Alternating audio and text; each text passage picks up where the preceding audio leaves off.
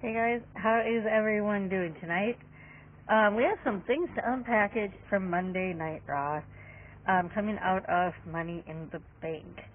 It's going to set up some storylines and some stuff moving forward. So let's roll right into it. We start the show off with CM Punk, who has a lot to say first about John Cena's retirement, which starts next year. He's got several different big events that he's going to take part in. The Royal Rumble, that Premium Live event, what else did he say? The Elimination Chamber, and WrestleMania. That this 2025 is going to be the last time we're going to see him in those events. That is what he said. So CM Punk talked a little bit about that.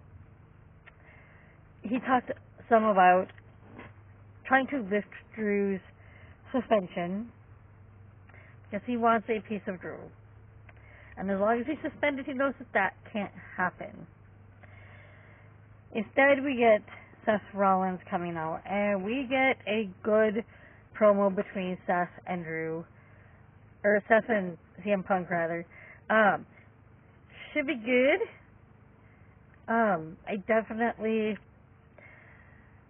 think we're going to maybe get some sort of triple threat thing still there. It looks like that might be the route that we're going, potentially, because we also saw that, and we might as well get into this too as long as we're talking about Seth. He had a conversation with Damian about how Damian kept his word and Seth has every intention of keeping his word to not challenge for the title. Damian wants to just forego that. He appreciates that Seth is willing to, but I feel like the way they made that sound, that whole situation is going to happen after SummerSlam, after Damian faces Gunther. So we'll see what happens there anyway, because Gunther may end up with the victory there. We will see.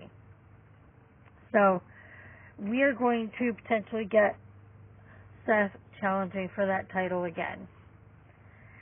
We will find out what happens there. But first, I think Seth has some issues to deal with CM Punk, and maybe that happens, the whole thing with the three of them happens in the meantime while Damian is dealing with Gunther. That's probably the way that that's going to go. We'll kind of discuss all of that.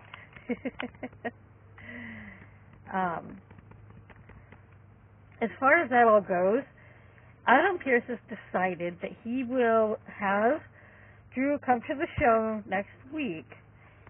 Not necessarily in the ring at all, but to talk to him, see where his head is at, and then decide whether or not the suspension will be lifted. As long as CM Punk agrees to stay home, which he has agreed to. So, the nice thing that I think came out of somewhat this whole promo between Seth and CM Punk was that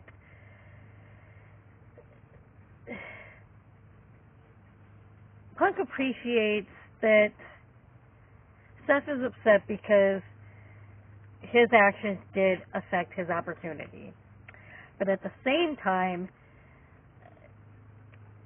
CM Punk feels like you can't necessarily be mad at me because I was just dealing with my own business. I wasn't trying to get into yours. That wasn't why I came out here. It wasn't to screw you out of anything. I was handling my own business. And that was Drew McIntyre. So, I don't really feel like they settled anything with that, but it was kind of neat to see them kind of face to face and having that conversation. I liked that.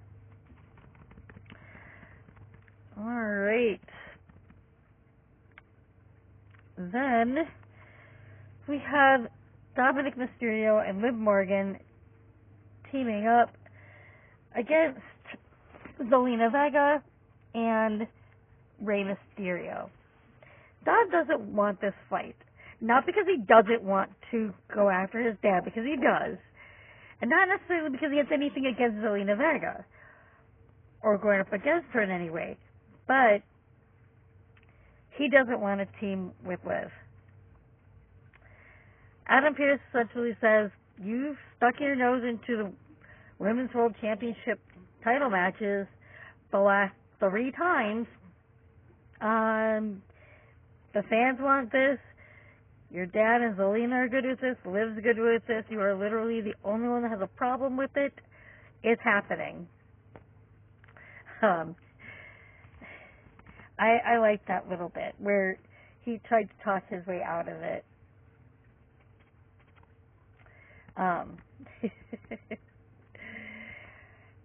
So then we roll into the match, Chad Gable and main event Jey Uso. This gets these two on the card. It kind of continues between them, which have been difficult, kind of strained.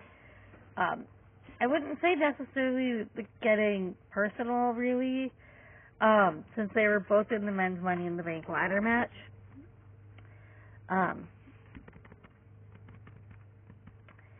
Jey Uso picks up the win, and that is on a distraction with the Wyatts, clearly from the Wyatt Six. Distracted enough, Jey Uso kind of lets the fans know he's thrilled about it with them, he's happy about it, he's out of the ring. Because now the lights are going out completely.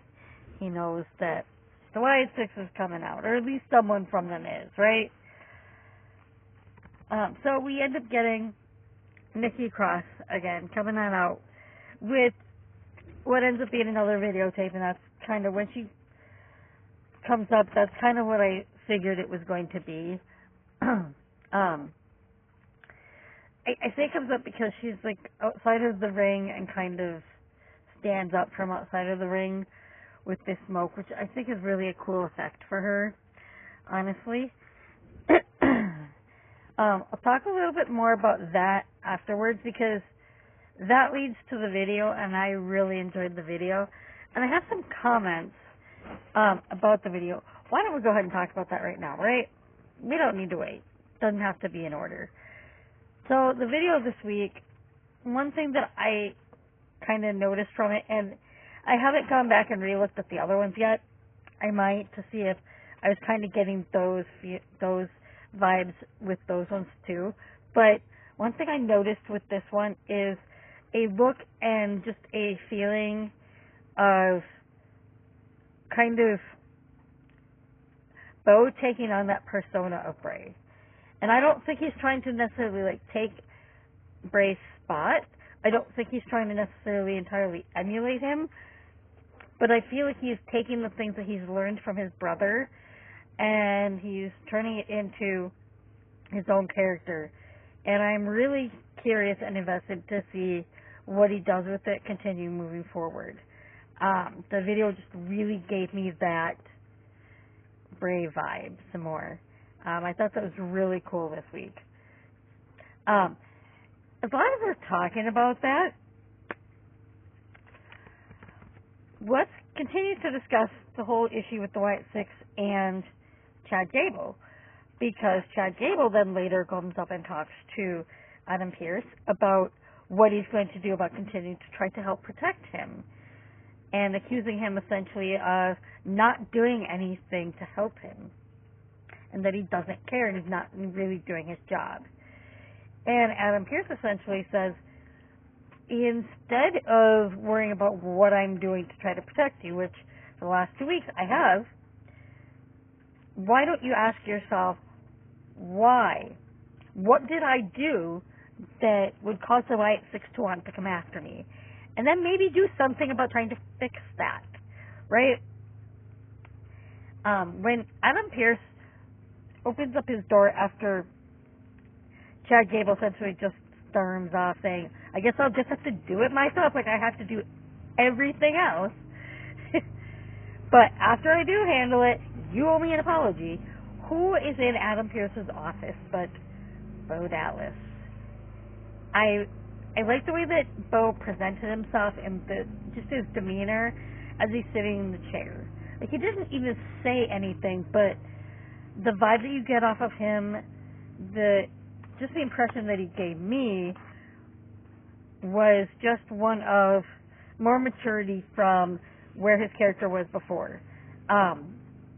Quite honestly, even from the VHS videos and even just the snippet that we saw from Adam Pearce's office, really just gave me that vibe of someone who has grown and is learning to build this character.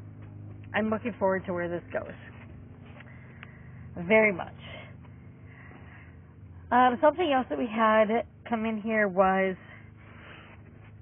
Sheamus was talking to them backstage. They were conversing again about Big Bronson Reed, that he has that match against Pete Dunne, who Sheamus was in the Brawling Brutes with Pete Dunne. Let's talk about that a little bit, because I don't mind Bronson Reed. I think right now he needs to dig a little deeper into his character and getting people kind of behind that character or invested in it, whether it's booing him, cheering him, what have you. I think he needs to get connecting to the audience a little bit more than he has. He's getting there. Pete Dunne, I think, is kind of sort of in that same space. Incredibly talented, and I think both of them are very talented. They both, I don't know that they've really truly carved out their character. So while I enjoy watching their work and watching them in the ring, it's hard for me to necessarily get involved in a storyline and in a story. And for me, honestly, that's a lot of what I enjoy about wrestling. It's not necessarily just what's being done in the ring. I do enjoy that technical aspect of it, but I do enjoy the entertainment value of the stories that are being told. And I think both these guys, if they can get to that point where they are learning about that storytelling and connecting to the audience, they're going to go they're going to go far. So they have their match, and then Bronson Reed wants to continue to go after Pete Dunne after he picked up the victory. Sheamus comes out. He takes care of Bronson Reed, gets him out of the ring, and he tries to celebrate with Pete Dunne, after helping him out. And Pete Dunne really wants to have nothing to do with it. I like this little bit of storytelling here where it pertains to Pete. You get the impression and idea that most of the reason for this is because Sheamus essentially left the Brawling Brutes, just abandoned them. And Pete Dunne is still somewhat kind of hurt by this, and I don't know if he necessarily wants an explanation per se, but I am looking forward to seeing more about what is going to go on from there. How do they move that storyline forward? And hopefully Pete Dunne will be good on the mic to work with Sheamus in that whole storytelling and moving through that.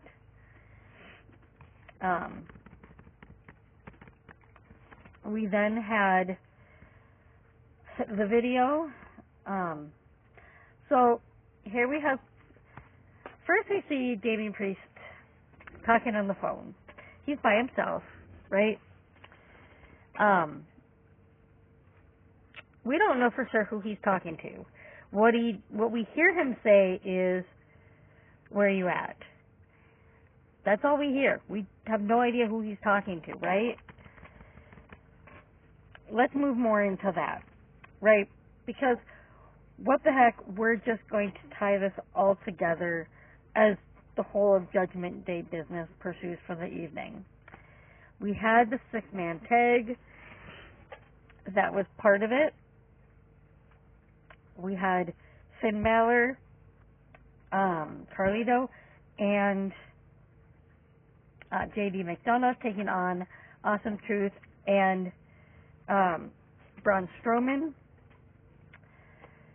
That was a fun little match. Judgment Day picked up the victory, and I feel like that's okay. I don't think it necessarily hurts Braun Strowman or R-Truth and Miz. It may be the start of some cracks between Awesome Truth, perhaps. There was some disappointment on Miz's face concerning the fact that, well, first of all, the main reason that a pin was had was because R-Truth had kind of been celebrating, right? So there is that. And we'll have to see where that leads in this whole, I wouldn't necessarily say miscommunication, but sort of. So after this, actually I think it may have even been before this, the rest of Judgment Day goes into the locker room where Dominic and Liv already are. Liv is trying to get him to stretch out to make sure that he is ready for their match. I don't know. Yeah, it was kind of a compromising position. Yeah, we're not even going to lie. It kind of was. It was awkward, right? So they walk in, and the gist of it is Dominic's essentially saying, or Damien's essentially saying, I'm kind of seeing where your dad is coming from now, but you know what? You need to handle this, and I've been telling you that for weeks, and you're gonna get what's coming. Finn asked why Damien had wanted to talk to him, and Damien had said he had some news, and that's when Damien decides, you know what? Nah, I'm gonna wait. I'm gonna keep this to myself because now after seeing this, I kind of want to see how this plays out. And, you know, Finn's wondering, what do you mean? Because then he says, Dominic's going to find out anyway what he's going to get what's coming to him. What he is alluding to comes into play after that mixed tag match. Dominic and Liv pick up the victory over Zelina Vega and Rey Mysterio. It was a good match, very even. There honestly wasn't any, no one else really got involved.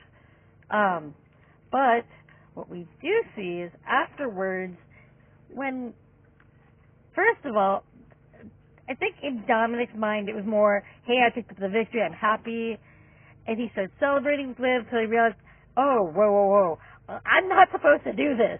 I'm not supposed to be happy, first of all, that we are even in a match.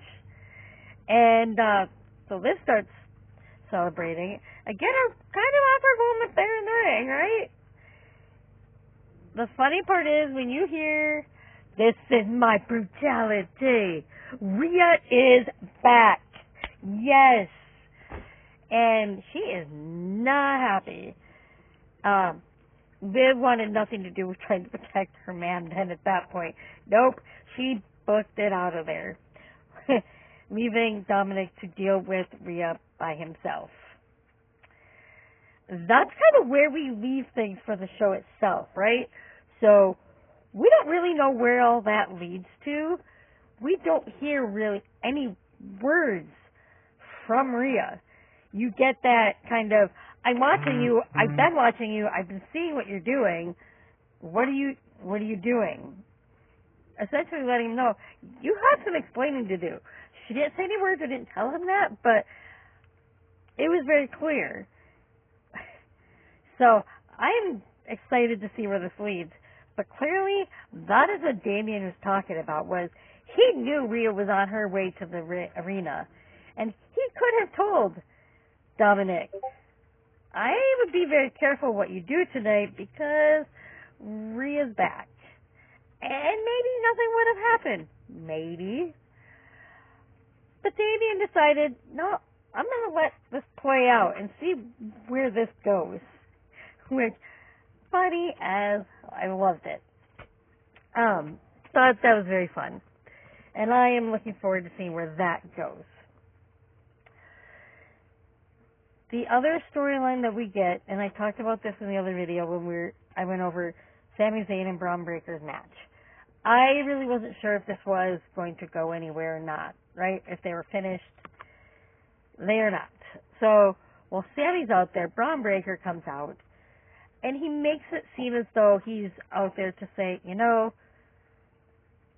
I respect what you do. You are the only one that has been able to beat me. I respect that. He clearly doesn't, because he then completely speared him. Then they thought he was going away. He was not. He still ran back and speared him essentially again after that. But with that being said, Ilya Dragunov comes out and tries to help Sami. And he's so frustrated by this that he demands Adam Pearce to make it official for a match against him and Braun Breaker, because he wants a piece of Braun Breaker. Keep in mind that this is a rivalry that was a very heated one, very good in NXT. And the match that they had Monday night was a good match as well. They've continued that. Storyline-wise, I don't know how it all fits in, and I don't know that it really helped start a story, really. Other than that, Ilya respects Sami. There is that. But otherwise, and Ilya is very talented as well, and he told some great stories out in NXT. I haven't had a chance to see the actual storytelling on Monday Night Raw. He's gotten involved in things. He's making a name for himself with that. So hopefully this is going to allow him to showcase that a little bit more. He'll be able to work with Sami some more. Braun Breaker picked up the victory there. And then afterwards, Braun Breaker continued to try to attack Ilya, but Sami came out to give Ilya a hand. So we'll see where that goes. It's going to be fun. Looking forward to seeing where that leads. I think there's just one other thing I want to talk about. Women's division. We had Damage Control. So Dakota Kai, Io Sky, and Kairi Sane. Kairi Sane taking on Katana Chance, Kaden Carter, and Lyra Valkyrie. Now, Damage Control picks up the victory. They had their little vignette last week about them losing control, and that may have even been this week, earlier in the show, but how they had lost control and they were going to get control of this division back, all of that, which I think is great for Damage Control. And this does not necessarily hurt Katana Chance, Kaden Carter, or Lyra. It doesn't. What this was meant to do is, first of all, showcase these 6 women. But after the match,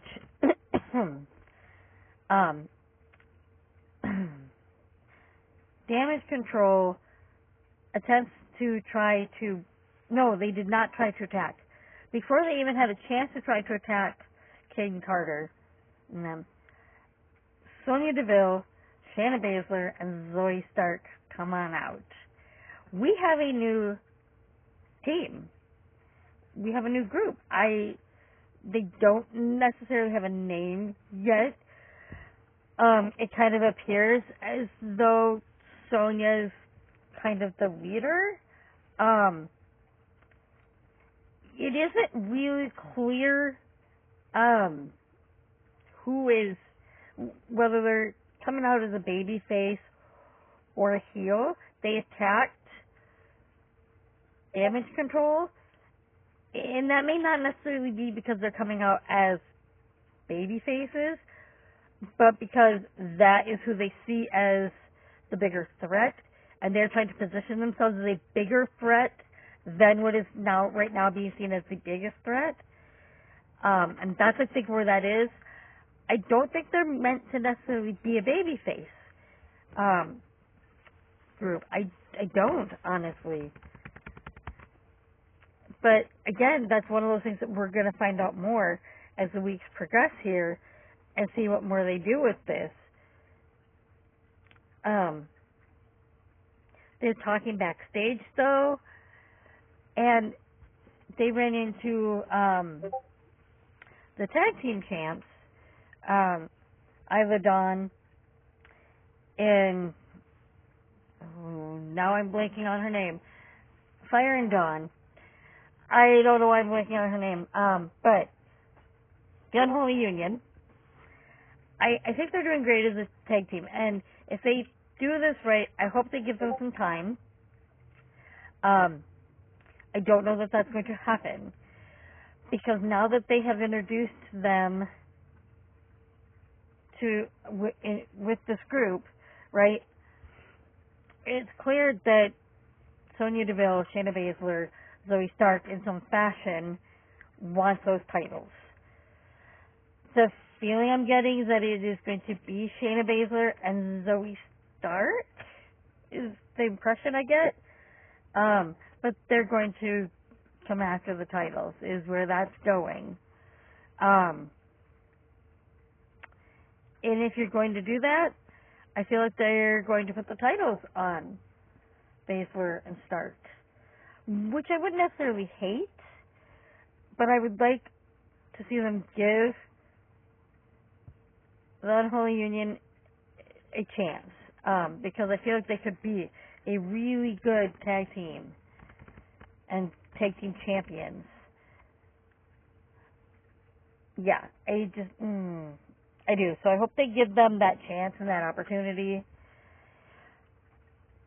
And they might be able to, because it's going to be some time, I think, before they actually get to that point where they get that tag team championship opportunity. So we will see where that heads. Can't wait for next week for Monday Night Raw. Can't wait for SmackDown to see what we get there. That's all I have for you for Monday Night Raw. Let me know what your thoughts are. Whether you agree, disagree. Maybe you have some other ideas where these things are going. Let me know. We'll see you guys next time.